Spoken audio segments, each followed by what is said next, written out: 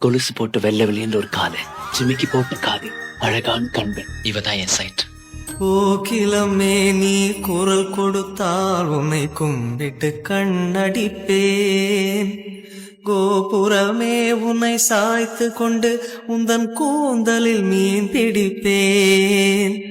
வெண்ணிலவே உன்னை தூங்க வைக்க உந்தன் விரலுக்கு சொடு கெடுப்பேன். வருட வரும் பூங்காற்றையெல்லாம் கொஞ்சம் வடிகட்டி அனுப்பி வைப்பேன். என் காதலின் தேவையை காதுக்குள் ஓதி வைப்பேன்.